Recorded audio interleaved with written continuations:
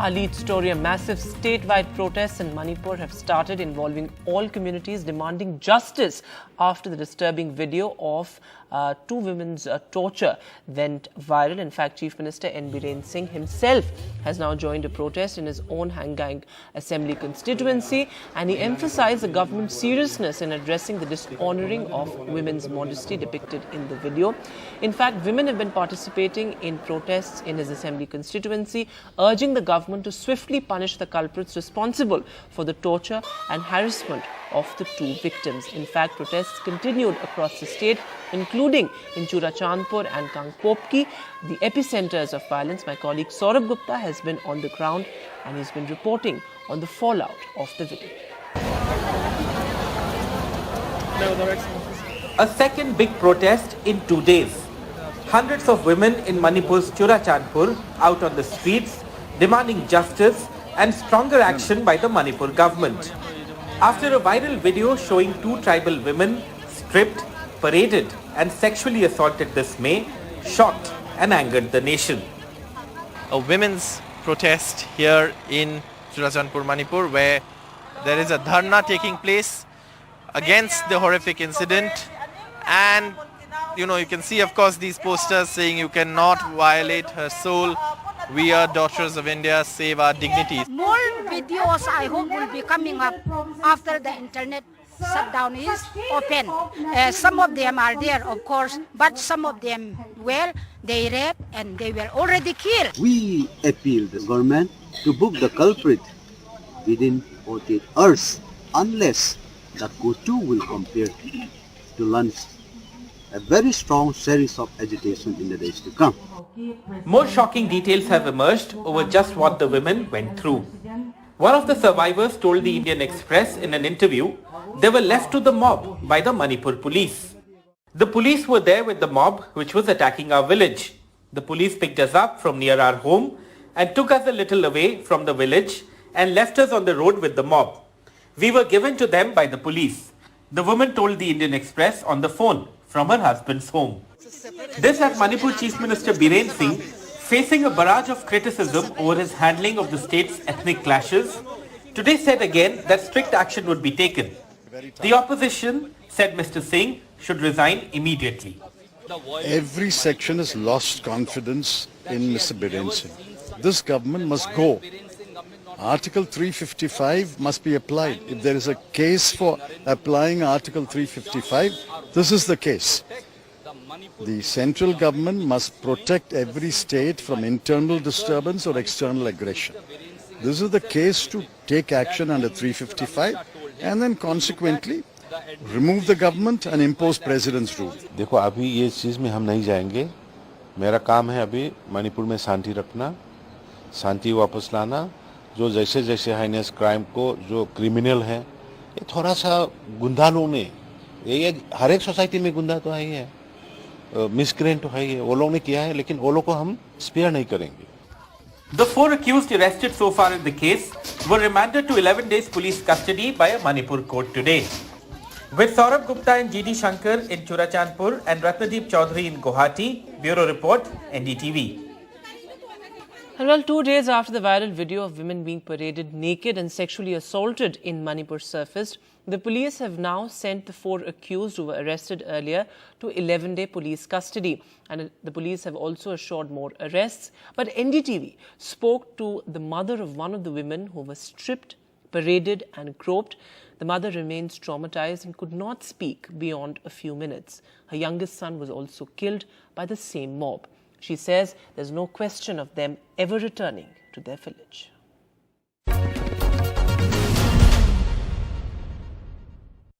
Joining me now is someone whom we cannot identify, but who's been at the receiving end of this violence.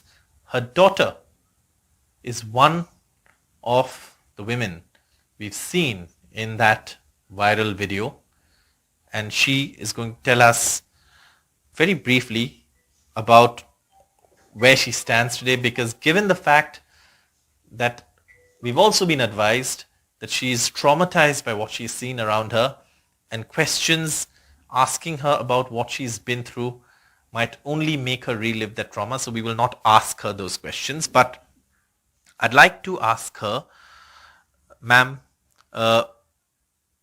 in these last few days, you've gone through a lot.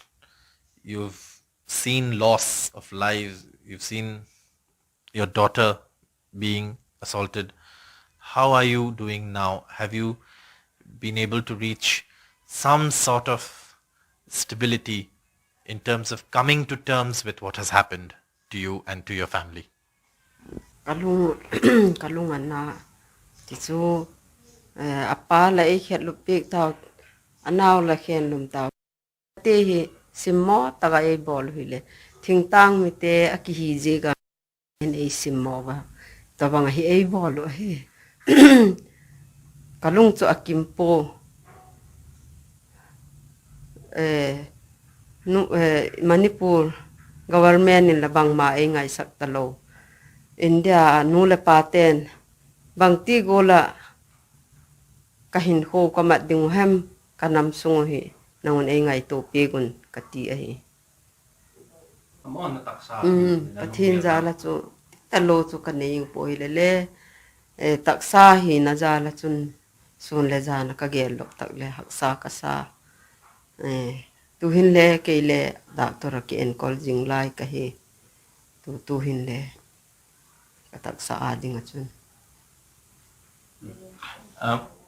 Ma'am, how are you looking at your future now? Because obviously we can't ask you too many questions, but how are you now looking at your future? You've lost members of your family. How do you see living your life, and especially after what you've been through?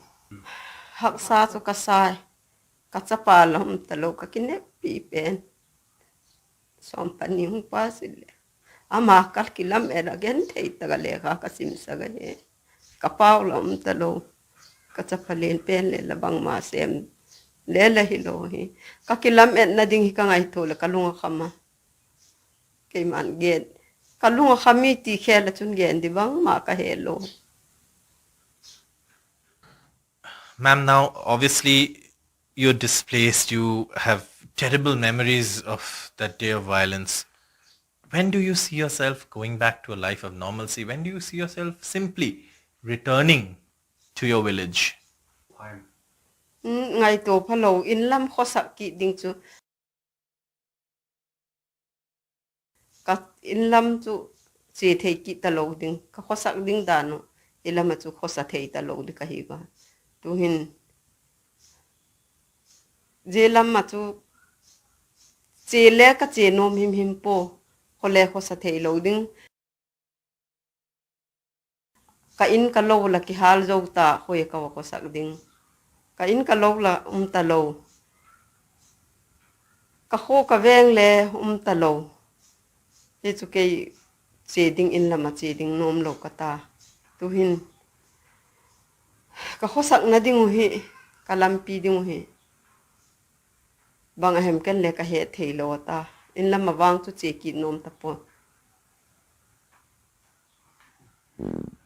She's been through a lot, and obviously her trauma is something that perhaps she will take a long time to recover from. But in sharing her experiences, perhaps what we've understood and what we've been told is that she is still obviously struggling to come to terms with what has happened. But what perhaps worries her most is the future. In this cycle of violence, when do they go back to their normal lives? Can they go back to their normal lives? She's lost her son, her husband. She's staring at instability, societal instability, financial instability.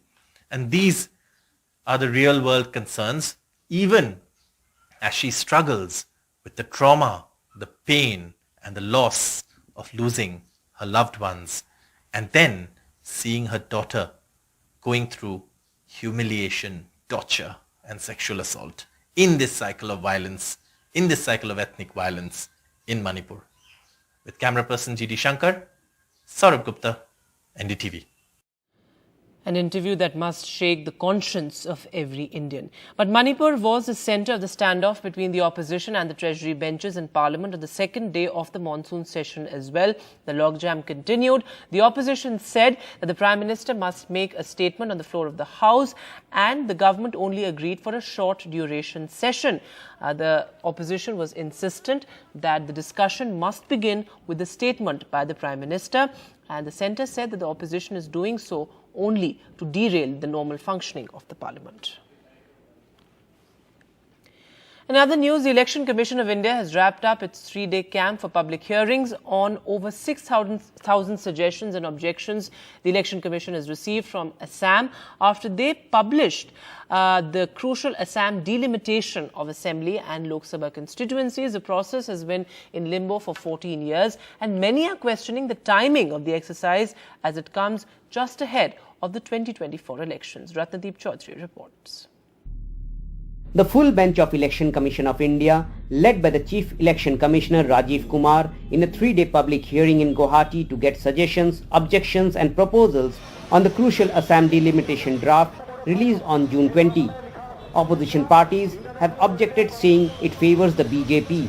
Some others pointed out that it is based on the 2001 census instead of 2011. The exercise has retained the number of Assam Assembly seats at 126 and the number of Lok Sabha seats at 14. But constituency boundaries have altered and critics see political motive in it. For instance, Koliabor, that has been a Congress stronghold and is the seat of two-time Congress MP Gaurav Gogoi, has been redrawn and becomes Kaziranga. But it is not opposition seats alone that are getting altered. The constituency of BJP MPs Dilip Saikia of Mongoldoi, Horen Singh Bey of Autonomous District and Pallav Lochan Das of Tejpur have been redrawn.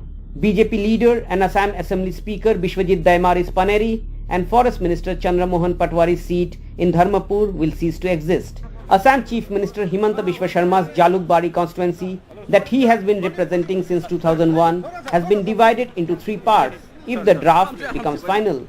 At least 30 assembly constituencies in Assam might cease to exist, and 26 new constituencies might be created if the final Assam delimitation remains in the same lines as the draft delimitation which has been published. But EC sources say that after the public hearing, suggestions and objections raised by political parties and civil society groups will be now analyzed by the Election Commission. Also, for Lok Sabha seats, at least 4 Lok Sabha seats will have a new shape. Political parties have raised several demands to the Election Commission during the public hearing. There is no discrimination in our party. There is no conflict in our party regarding this delimitation. We welcome Election Commission of India. We are very much happy because this is a safeguard for indigenous people of Assam. We requested Election Commission of India that as the Election Commission of India is the constitutional body, independent constitutional body. So there are 2 cases sub judice in the Honorable Supreme Court, and Supreme Court has decided that 25th July for final hearing. So we requested Election Commission of India that till the final verdict was taken by the Supreme Court of India, that delimitation process should be stopped. That was our main demand. Some discrepancies happen. 9 minority seat Muslim seat is reduced. ST 332, Article 332 is violated. ST seat is from 16 to 19. That is ultimately increase of 3 seats without the following the population pattern. So we raised the legal questions basically. The AIUDF is taking its objections to the Supreme Court. 10 other opposition parties, including the Congress, have also moved the apex court challenging the draft. With camera person Sanjay Chakravarti in Guwahati, Ratnadeep Chaudhary for NDTV. And the big political headline, well, the possible alliance between the BJP and the JDS. Well, in their first joint press conference demonstrating BJPJDS unity, former Chief Ministers Basavaraj Bommai and H.D. Kumaraswamy announced today that their fight against alleged large-scale irregularities in the Bengaluru-Mysore Infrastructure Corridor, the BMIC, the project promoted by NICE or Nandi Infrastructure Corridor Enterprise. They will be coming together for that. The two leaders demanded that the Congress government should take over the NICE project and order judicial inquiry, and taking over the NICE project would generate revenues worth rupees 20,000 to 30,000 crore to the government, is what they said. But this visual of them coming together hints at a possible alliance between the BJP and the JDS. And news coming in from Uttar Pradesh. Well, students clashed with the Gorakhpur University Vice Chancellor Professor Rajesh Singh and Acting Registrar Professor Ajay Singh. And dramatic visuals there coming in from Gorakhpur, where you can see that standoff between the authorities there, including the Vice Chancellor as well as students there. In fact, students also physically assaulted the Vice Chancellor and Registrar there. In fact, we are also being told that the students who were assaulted are of the student wing, ABVP, or the Akhil Bharatiya Vidyarthi Parishad. In fact, the students were protesting against their demands for a fee hike. In fact, also the withdrawal of 4 of their suspended colleagues. So fee hike is what they were protesting against. But dramatic visuals really coming in, and what we're getting to know right now is that the police have taken away some of those students of the ABVP who were involved in the physical assault. However, no arrests have so far been made. But dramatic visuals coming there. Gorakhpur University, one of the most prestigious universities in Uttar Pradesh there. And the Vice Chancellor also a part of that standoff. The Vice Chancellor also being, raised hand against is something that raises many questions. Joining us now is Saurabh Shukla on the phone line. Saurabh, so dramatic visuals really coming in there, and the Vice Chancellor also involved in that standoff. These students are reportedly from the ABVP? Absolutely, Vedant. Dramatic visuals. These students and activists of ABVP, they have beaten Vice Chancellor of Gorakhpur University. They have beaten the Registrar of Gorakhpur University, and apart from that, they have manhandled, they have beaten several police officials also who came for the rescue of VC and Registrar, and they have misbehaved with several other policemen and university staff as well. ABVP was protesting from last 2 days regarding several matters related to university, and they wanted to meet Vice Chancellor today, but they were protesting right outside the VC office when until 2 o'clock, when VC did not come out of his office. Then they barged and they stormed VC's office and they dragged VC out. They have beaten VC, Registrar, and when police came for the rescue, they have manhandled several police cops as well. So far, according to Gorakhpur police, situation is under control. They have detained few IBVP students, and till now, police has not spoken anything officially. University is also not speaking. No official reaction from authorities and university administration, but these visuals are quite dramatic, Vedant.